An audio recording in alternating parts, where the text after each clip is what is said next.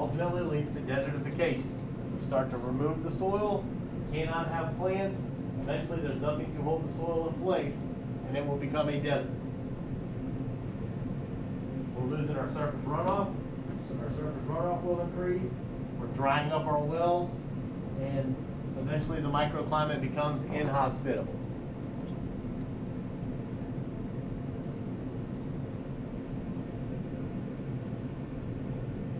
I don't want to live there.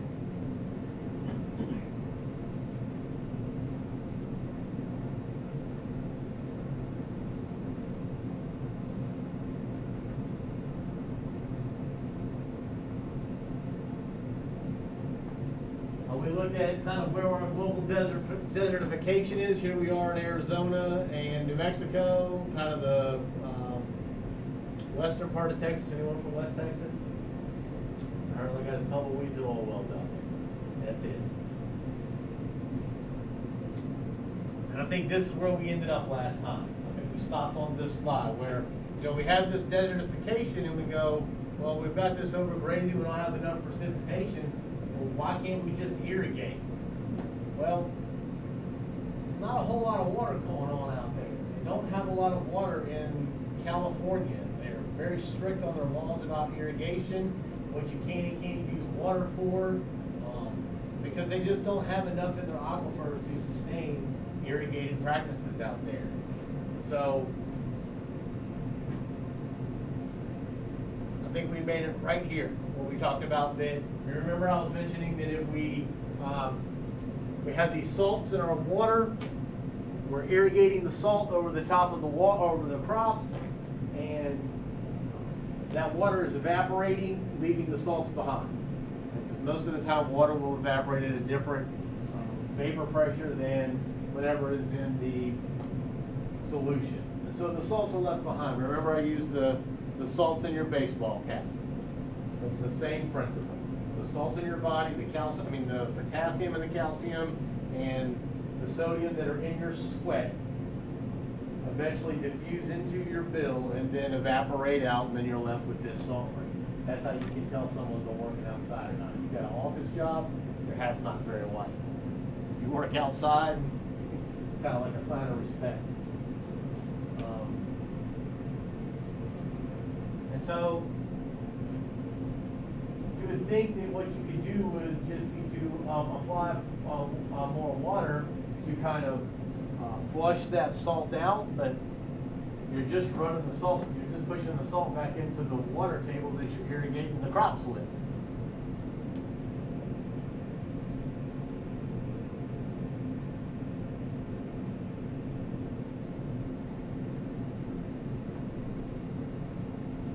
So here we have a diagram where we have irrigated our plants. We get some water loss from evaporation, transpiration, or evapotranspiration. The salts build up in the soil just like in the bill of our hat. And so what we might do is we might try and flush those salts out. Even if you could get some new or a fresh, non-contaminated source of water and flood that out, next you're pushing the salts into the water table, into the groundwater. But you're also raising the water table and bringing those salts up to into this kind of lower area for our roots, and a couple of things are going to happen. Number one, we have sodium in this soil that is going to draw the water out of the plant because of diffusion. It will move to a greater concentration. So the water will have osmotic potential. Will move from the plant into the water. And then it can't get back into the plant. And then the plant dies. So once the plant dies, we don't have anything on the top of our soil, water goes out the end. Next, you could have some of this water rise up, and then from capillary action, the salts will make it to the top of the surface. And then they have to go back down. And so we're just shooting ourselves in the foot. I would like to have my boss chime in and give you his soapbox story about trying to breed for salt tolerance. Because as you breed for salt tolerance, that just means you can use more salty water, right? eventually you outgrow the tolerance that you bred into because you're continuously using salty water. So you're in a no-win situation there. A couple of the drivers for this salinization, we have this sea level rise, which is going to be kind of contributed to global warming. So their polar ice caps start to melt, start to get the sea level rise, a change in storms, water management, and the connectivity of the water control structures that we have and how those flow throughout getting water from one place to another that is landlocked. My soil chemistry people, this ionic strength, the alkalinization and sulfonation, those are the things in soil chemistry that they'll look at. That's how they determine how much water they may or may not need, or what other kind of control measures they can employ to bring this back into an equilibrium. Okay, but that's some math. They have a computer for that. But those are the things that they'll look at, especially that ionic strength, on whether it's a sodium or potassium or any other salt that we might have in there that is going to influence the charge on our soils. And then a look on your right is going to be some of the problems that we have associated with that. Primarily that we have yield declines, we have eutrophication, and then marsh migration.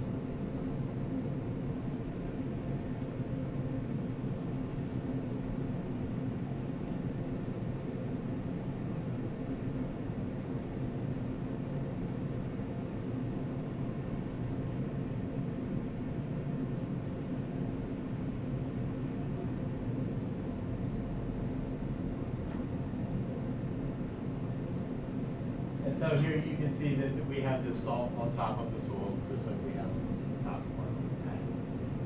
It's not going anywhere. You could scrape it off, but remember, we're trying to keep our soil there. And then what are you going to do with the soil once you do scrape it off, knowing that just right underneath it there's more salt?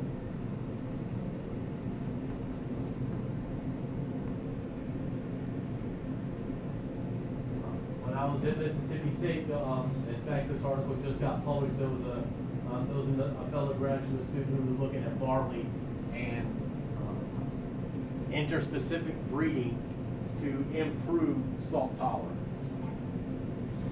It worked for the same major professor that has this really big problem with breeding for salt tolerance.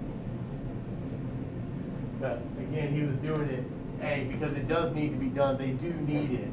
But in the end, it's the same thing as applying the contaminated water on top of the source that is going to end up running off and contaminating the water. So,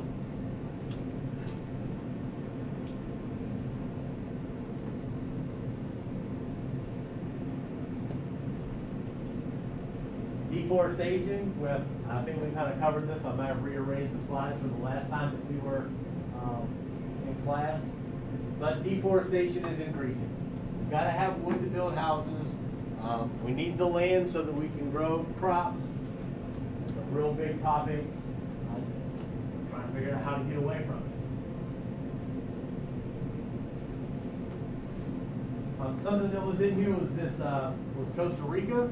The story about Costa Rica and how they are kind of this green country, and we get most of our bananas from Costa Rica. And they lost a lot of their timber in the last 60 years because of deforestation associated with growing bananas. Even though it's very small, it still contains 5 to 6% of the world's biodiversity. So in this little bitty area, there's this massive ecosystem that keeps our atmosphere kind of thriving in that area. They have a big emphasis on sustainability, and these programs for residency tax exemptions.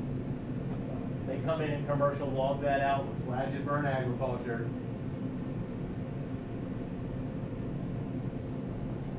slash and burn is basically they'll just burn these small plots to, here we go with soil chemistry, to provide nutrients, and then ash is basic. And what happens when we increase the alkalinity of our soil? When the pH increases, what else increases? The CEC increases. Thank you, Nathan. The CEC increases and releases the minerals from that clay.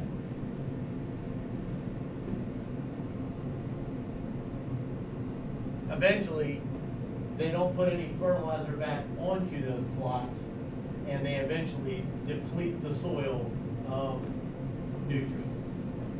And then they just give it over to the forest to take back over.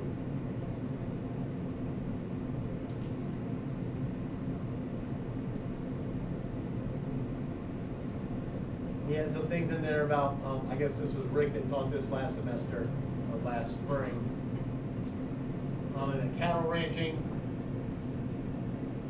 the minerals are locked up in the vegetation, and so if we continue to overgraze our pastures, we'll lose those minerals, and then the forest cannot go back there anymore. The forest will not encroach over. There's not a years. And then that way you will know what you can or should improve on for the final presentation, which is going to be at the end of the semester. Pick something in your major that you're comfortable talking about. Pick your subject. We'll figure out a way to make it relate to soil and water conservation.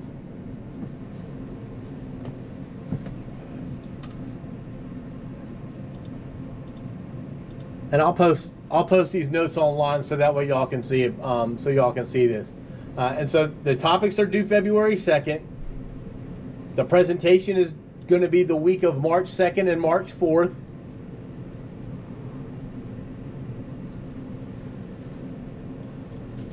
Some possible topics that I thought about: green roofs.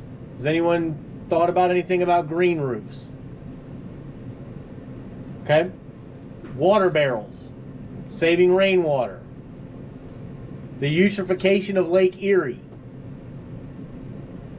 The Flint, Michigan water crisis. No?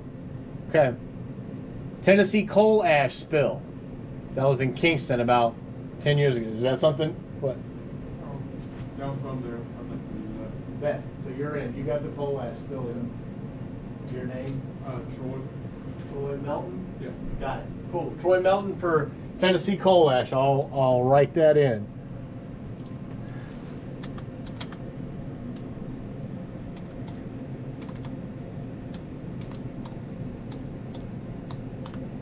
All right. Is there anybody interested in irrigation? Fertilizers and irrigation. So when I was a master's student in this class, the professor said, I was the only one, he said, here, I want you to do this presentation on bioreactors. I was expecting Mike Rowe to come out, hazmat suits. I thought this was going to be like some serious to-do stuff. It turns out it really wasn't. There was a ditch and some wood chips, and they were completing the denitrification process. The Gulf of Mexico hypoxia zone.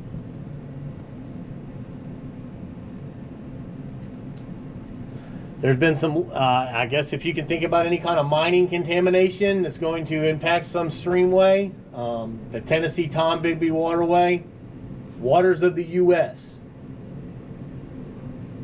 Nope. Conservation tillage practices. Maybe. All right. So just things along those lines.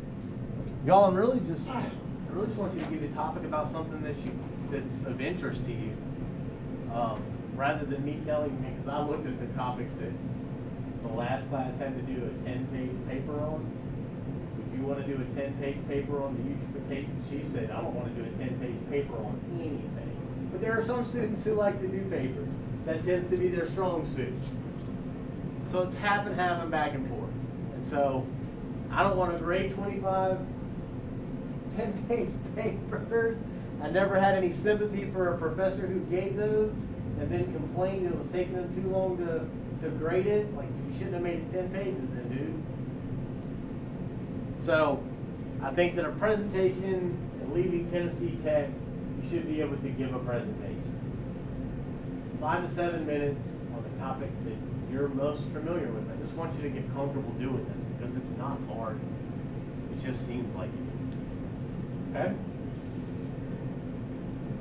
So, I mean, then shoot me an email, tell me what you think. I mean, it can be, pick something in your major. If there's something in your major that you can't talk about for 7 minutes, you're in the wrong major.